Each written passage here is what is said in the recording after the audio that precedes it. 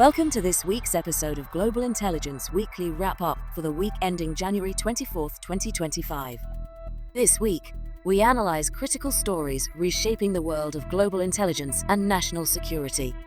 First, we examine how a former CIA analyst's guilty plea for mishandling classified information about Israel raises serious concerns about insider threats. Next, we turn to Canada, where troubling reports of the country becoming a safe haven for former Iranian regime officials spark calls for stricter immigration scrutiny. We also tackle the issue of foreign interference in Canadian politics, as an MP with reported ties to India announces his candidacy for leadership of the Liberal Party. From there, we delve into an ISIS-inspired terror plot linked to the Canadian immigration system, explore Chinese espionage targeting the Philippines, and discuss the death of a Swiss-Iranian national in Iranian custody. Finally, we analyze the implications of Russian spy ships near critical undersea infrastructure, a stark reminder of the evolving nature of hybrid warfare.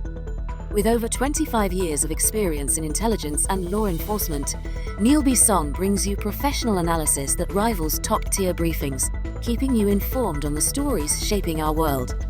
Let's get started, shall we?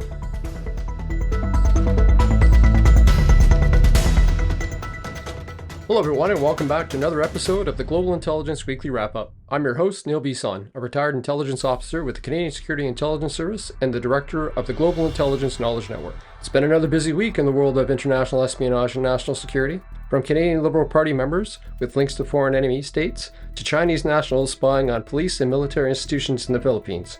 By analyzing the open source information provided in the media, I provide you the intelligence to navigate in a dangerous world. So sit back and let me give you some insight into the world of spies, terrorists, and global security threats. For our first story, we're diving into a troubling issue out of the United States. A former CIA analyst has pleaded guilty to mishandling classified information and sharing sensitive material regarding Israel's intelligence operations. Asif William Ropman, a 34-year-old CIA analyst from Vienna, Virginia, pleaded guilty to leaking classified information about Israeli plans to strike in Iran.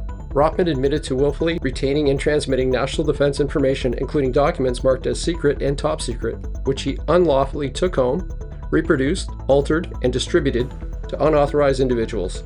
This case highlights the danger of internal security breaches and raises serious questions about safeguarding national secrets. Such actions jeopardize not only national security, but also the trust and cooperation between allied intelligence agencies. This case underscores the perpetual risk of insider threats. Even in secure environments, the human element remains a vulnerability. Analysts and operatives are entrusted with sensitive information that, in the wrong hands, can endanger lives, compromise operations, and strain diplomatic relations. Breaches like this are not unprecedented. Consider the cases of Edward Snowden and Chelsea Manning. Though differing in scope and motivation, both involved the mishandling of sensitive information with lasting global consequences. The recent case also brings into focus the relationship between the United States and Israel, which has long been characterized by close intelligence sharing agreements. Incidences like these create friction, as trust between allies is difficult to rebuild once it's broken. Experts quoted in the article suggest that this could lead to stricter internal controls within the CIA and other U.S. intelligence agencies. Also, it reignites debates about accountability and oversight in classified environments. Looking at this case through the lens of 20 years of intelligence experience, I can tell you that breaches like this don't just happen. They're often a result of systemic failures, whether through lax oversight, poor vetting, or inadequate security protocols.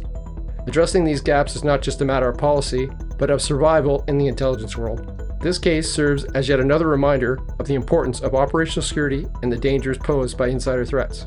Intelligence operations must remain vigilant, ensuring that trust, accountability, and proper safeguards are always prioritized. Looking ahead, expect tighter restrictions around intelligence access and perhaps even a shift in how the current intelligence sharing agreement between Israel and the United States is structured.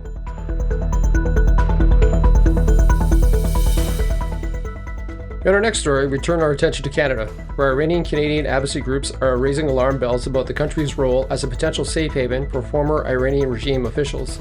The accusations highlight critical issues around immigration policies, accounting for human rights violations and foreign interference. This article reports the advocacy groups are calling on Ottawa to take decisive action against individuals linked to Iran's authoritarian regime and may be using Canada as a refuge. These calls stem from long-standing concerns that the nation's immigration and legal systems are being exploited by individuals fleeing accountability for human rights abuses in Iran. From an intelligence perspective, this issue intersects with several key themes: foreign interference, national security vulnerabilities, and the integrity of immigration systems.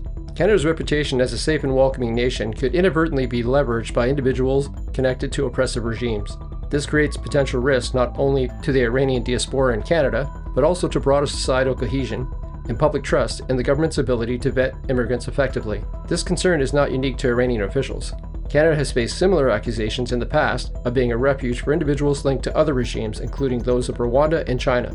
The lack of an effective mechanism to vet individuals with potential ties to oppressive governments or human rights abuses is a long-standing gap. Iranian candidates have been vocal about this issue, especially given the protest and unrest in Iran following the death of Mahsa Amini in 2022. This case brought renewed attention to the Iranian regime's oppressive practices and sparked global outrage. Many diaspora members in Canada fear retaliation or surveillance from individuals with ties to Tehran's government. Experts quoted in the article emphasize that Canada's existing measures, such as sanctions and designations against regime-affiliated entities, are not sufficient to address this problem. Advocacy groups are urging the federal government to implement stricter immigration controls and pursue investigations into individuals suspected of involvement in human rights violations. Drawing from my own personal experience, this situation highlights a higher challenge for intelligence and national security agencies worldwide, balancing the need for openness and inclusivity with the imperative of protecting national security. Ensuring that Canada remains a safe haven to those in need while preventing it from becoming a haven for those fleeing accountability is a delicate but critical task. Law enforcement and intelligence agencies in Canada, along with the Canadian Border Service Agency, work to identify, investigate, and bring to trial individuals who pose a threat to Canada due to their links to the oppressive regimes. The fact that the court system are either reluctant to deport these individuals or unable to enforce the deportations show a clear and frightening gap between what has been spelled out by politicians and what is being done by the courts. The calls from Iranian Canadian advocacy groups reflect growing concern over Canada's immigration system and its potential exploitation by individuals linked to oppressive regimes. This case serves as a reminder of the complex intersection between immigration, foreign interference, and national security. Moving forward, policymakers will need to strike a balance between humanitarian values and national security imperatives.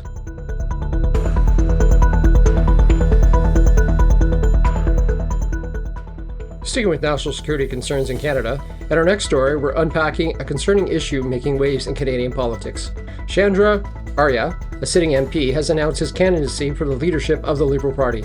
But with his reported ties to the Indian government and his vocal opposition to Sikh separatist movement, questions about foreign influence in Canada's political system are front and center. Arya's campaign comes with some bold proposals, including transforming Canada into a republic and recognizing Palestinian statehood.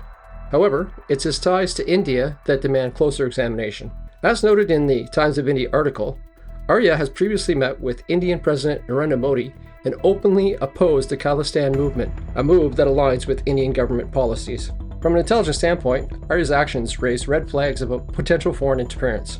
Canada's intelligence and national security framework has repeatedly identified foreign interference as a significant threat, particularly from actors seeking to exploit diaspora communities.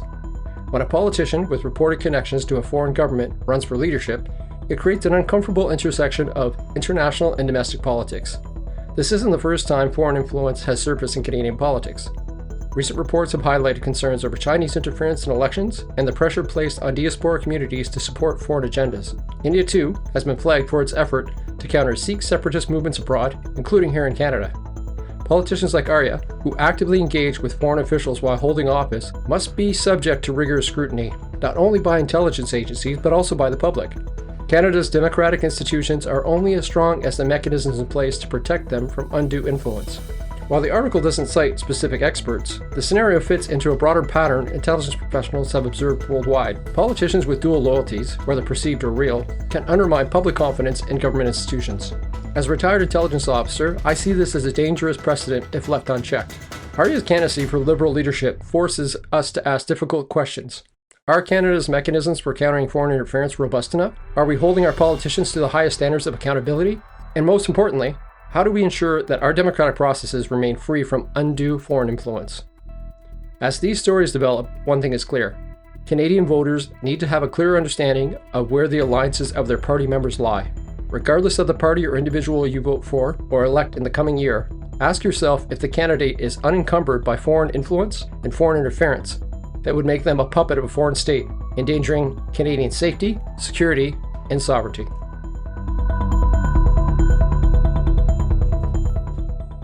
Sticking with national security in Canada, we're examining a troubling case involving Mohammed Shahzeb Khan, a 20-year-old Pakistani national residing in Canada on a student visa.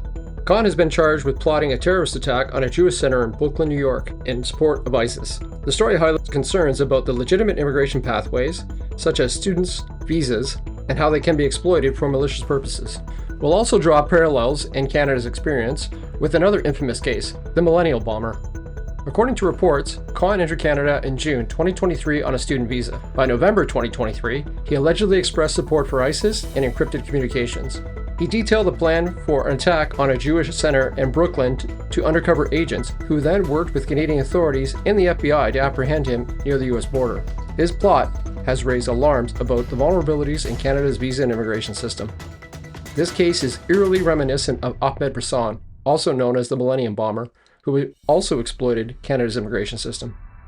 Bisson, an Algerian national, entered Canada in 1994 using a fraudulent passport and eventually sought asylum. While living in Montreal, he became radicalized and later planned to bomb Los Angeles International Airport in 1999. Bisson was apprehended by U.S. customs agents in Washington state while crossing the border with explosives in his car. Both cases demonstrate how Canada's immigration pathways, whether through asylum claims or student visas, have been exploited by individuals whose intent is to cause harm. This comparison underscores the urgent need for more effective screening processes and intelligence sharing between nations. Khan's case is part of a larger pattern of extremist activity that uses legitimate immigration channels to gain access to target countries. The Millennial Bomber incident demonstrates how Canada's immigration system can be manipulated. Rassam's arrest over 2 decades ago led to significant changes in border security and intelligence sharing protocols between Canada and the United States. Yet Khan's case shows there's still room for improvement. The use of student visas is particularly concerning, as these programs are designed to facilitate education and cultural exchange. However, over-expedited and weak vetting processes or insufficient monitoring can allow individuals with malicious intent to exploit these opportunities.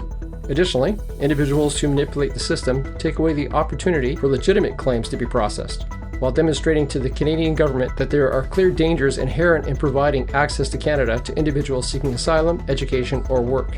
While the articles about Khan don't directly cite experts, the case mirrors broader concerns voiced by security professionals over the years.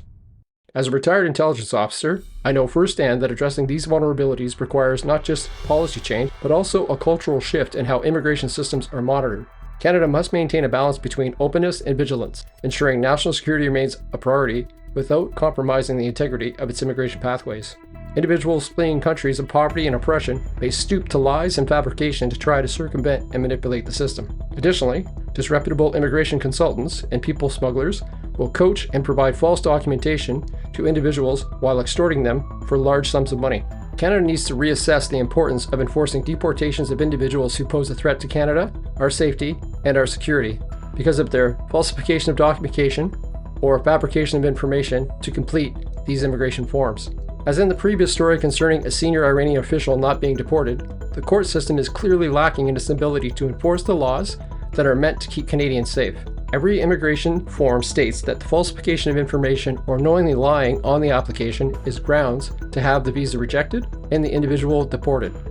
It's about time these caveats are taken seriously by law enforcement, border services, and the court system to streamline the deportation of individuals who have tried to enter Canada under false pretenses. The case of Mohammed Shahzeb Khan and Ahmed Bisson highlight persistent challenges in protecting national security while maintaining an open and welcoming immigration system. Canada must invest in more robust and effective vetting, intelligence sharing, and monitoring systems to ensure that these pathways are not further and continually exploited. We now move on to the Philippines, where we examine the recent arrest of a Chinese national on suspicion of espionage. This incident underscores the persistent challenges nations face in safeguarding critical infrastructure from foreign intelligence activities. Philippine authorities have arrested Deng Yangqing, a Chinese software engineer, along with his 2 Filipino drivers, on allegations of spying on military and police installations. Deng is reportedly affiliated with the Chinese university controlled by the People's Liberation Army and is suspected of being part of a team conducting espionage within Philippine territory. The suspects allegedly used a vehicle equipped with surveillance devices to gather images and data on critical infrastructure, military bases, government offices, power plants, and police stations. The collected information could potentially be useful for military targeting, posing significant risk to national security. This arrest marks the second instance of a suspected Chinese spy being detained in the Philippines within the last year. In the previous case, equipment seized contained images of military and police installations in Manila. These incidences occur amid escalating maritime confrontations between the Philippines and China over contested areas in the South China Sea, heightening geopolitical tensions. While specific expert opinions are not cited in the available reports, the situation aligns with broader concerns within the intelligence community regarding the use of legitimate channels for illegitimate purposes. The case demonstrates the ever-present and continually growing Chinese espionage operations around the world. The arrest of Deng Yangqing and his associates highlight the ongoing challenges nations face in protecting critical infrastructure from foreign espionage. It underscores the necessity for robust counter-espionage measures and vigilant monitoring of activities that may compromise national security. This is an opportunity for Canadian intelligence to work with their Filipino counterparts to gain a better understanding of the techniques, tactics, and practices of Chinese espionage agents abroad.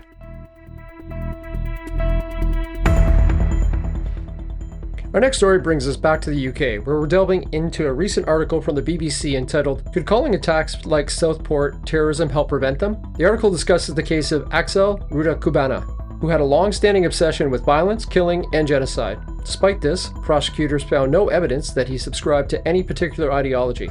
This raises the question, should such attacks be labeled terrorism, and could this classification aid in prevention? The incident involving Rudakubana highlights a critical challenge in the intelligence community, identifying and classifying acts of violence that don't fit traditional definitions of terrorism.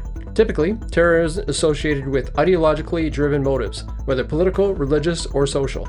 However, when an individual commits violence without a clear ideological framework, it complicates the response from law enforcement and intelligence agencies. From an intelligence perspective, broadening the definition of terrorism to include such acts could have significant implications. It would allow for the utilization of counterterrorism resources and strategies to monitor and prevent potential threats for individuals who exhibit violent tendencies. It would allow for the utilization of counterterrorism resources and strategies to monitor and prevent potential threats from individuals who exhibit violent tendencies, even in the absence of a clear ideology. Historically, the classification of violent acts has been pivotal in determining the approach of intelligence and law enforcement agencies. For instance, in 1995, Oklahoma City bombing was initially perceived as a foreign terrorism act, but was later determined that it was a domestic terrorism act with clear ideological motives. In contrast, incidences like mass shootings without explicit ideological drivers often fall into a gray area, leading to debates without appropriate classification and response. The article references experts who suggest that labeling such attacks as terrorism could enhance preventative measures. By recognizing the potential threat posed by individuals obsessed with violence, even without ideological motives, agencies can adopt a more proactive stance. Drawing from my own personal experience, I see both sides of the argument. The evolving nature of threats necessitates a flexible approach to classification. However, national security resources are stretched beyond their capabilities at the best of times, and categorizing acts of violence with no clear ideological connection causes ambiguity and taxes the law enforcement and intelligence apparatus even farther. But by possibly expanding our definitions of terrorism, we may be better able to allocate more resources and develop strategies to mitigate a broader spectrum of risks. Expanding the definition of terrorism to encompass non-ideological violent acts could enhance preventative efforts. As threats continue to evolve, so too must our frameworks and understanding for addressing them. Looking ahead, it's essential for intelligence and law enforcement agencies to remain adaptable, continuously reassessing definitions and strategies to effectively counter emerging threats.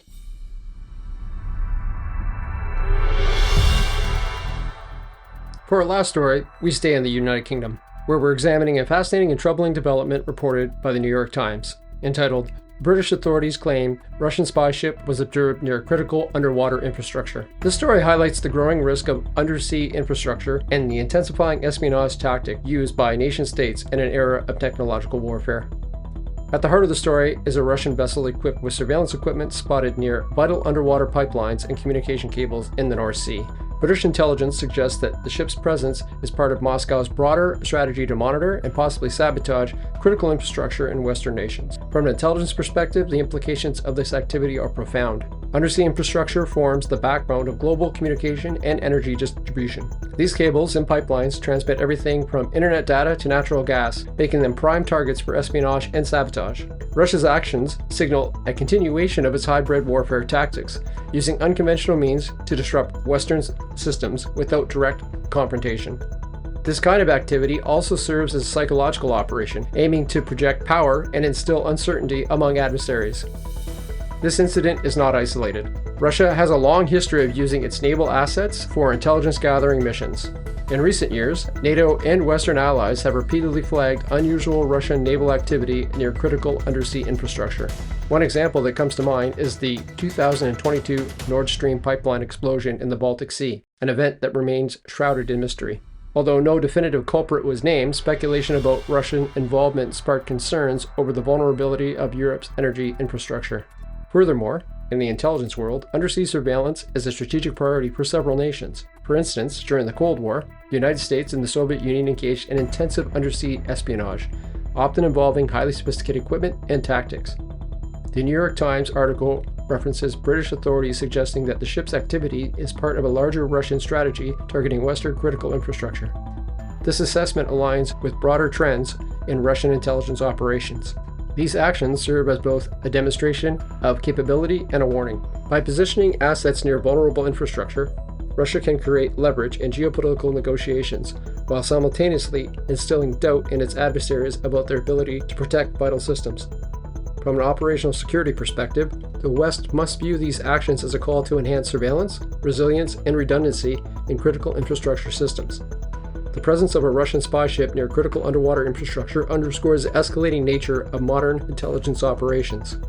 This incident not only reveals vulnerabilities in undersea systems, but also suggests Russia's evolving hybrid warfare strategy. Moving forward, expect increased collaboration among NATO allies to monitor and secure underwater assets, along with potential policy shifts to address the emerging threat. The stakes are high, and the consequences of inaction could be severe. Well, that's going to do it for me this week. I appreciate you taking the time to get a better understanding and appreciation of how the world of intelligence, espionage, sabotage, foreign influence, and terrorism have an indirect and direct effect on where you live, how you are governed, and possibly where you work. As always, the links to open source stories are in the show notes, along with my Patreon and Buzzsprout links. Remember, foreign enemy states and non-state actors want you to remain oblivious to their actions, so they can continue to manipulate the systems they exploit at your expense. Don't let them. Stay curious, stay informed, and stay safe.